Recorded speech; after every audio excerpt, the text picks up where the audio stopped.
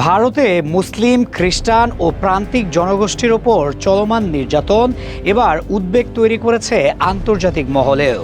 যুক্তরাষ্ট্রের আন্তর্জাতিক ধর্মীয় স্বাধীনতা বিষয়ক কমিশনের এক শুনানিতে মানবাধিকার কর্মী রাকিব হামিদ নায়েক ভারতের ক্ষমতাসীন বিজেপি সরকারের বিরুদ্ধে ভয়াবহ মানবাধিকার লঙ্ঘনের অভিযোগ তুলে ধরেছেন।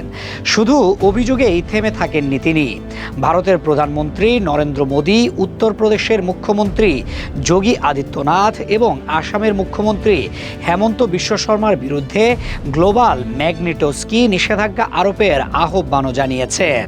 তার বক্তব্যে উঠে আসে ভারতের রাজনৈতিক ঘৃণা, মুসলিম উচ্ছেদ অভিযান, ধর্মীয় নিপীড়ন এবং রাষ্ট্রীয় পৃষ্ঠপোষকতায় পরিচালিত সহিংসতার এক ভয়ঙ্কর চিত্র। শুনানিতে তিনি দাবি করেন, ভারতে মুসলিম ও খ্রিস্টানদের বিরুদ্ধে ঘৃণামূলক বক্তব্য, মসজিদ মাদ্রাসা ভাঙচুর, ব্যবসা বাণিজ্যে বাধা এবং ধর্মীয় নিপীড়ন আশঙ্কাজনকভাবে বেড়ে গেছে। তার ভাষায় এসব ঘটনা বিচ্ছিন্ন কোনো সহিংসতা নয়, বরং পরিকল্পিতভাবে পরিচালিত এক ধরনের দমন নীতি। তিনি অভিযোগ করেন, সংঘ পরিবার, বজরং দল এবং বিশ্ব হিন্দু পরিষদের মতো উগ্র হিন্দুত্ববাদী সংগঠনগুলো রাষ্ট্রের নীরব সমর্থন ও রাজনৈতিক পৃষ্ঠপোষকতায় এসব কর্মকাণ্ড চালিয়ে যাচ্ছে।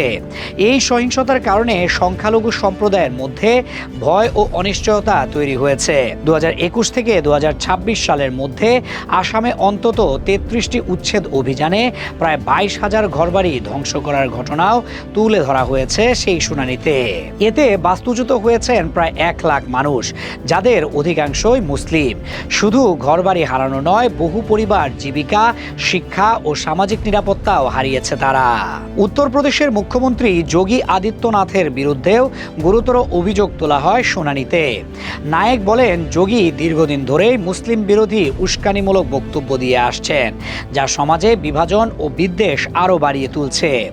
একইভাবে আসামের মুখ্যমন্ত্রী হেমন্ত বিশ্ব শর্মার বিরুদ্ধে মুসলিমদের ভোটার তালিকা থেকে বাদ দেওয়া, জনসংখ্যা নিয়ন্ত্রণ নিয়ে বিতর্কিত মন্তব্য এবং প্রকাশ্যে বিদ্বেষমূলক বক্তব্য দেওয়ার অভিযোগ আনা হয়। এখন প্রশ্ন উঠছে, আন্তর্জাতিক অঙ্গনে এত গুরুতর অভিযোগ ও উদ্বেগ প্রকাশের পর ভারত সরকার কি এসব অভিযোগ অস্বীকার করে এগিয়ে যাবে, নাকি সংখ্যালঘুদের নিরাপত্তা ও অধিকার নিয়ে নতুন করে ভাবতে বাধ্য হবে?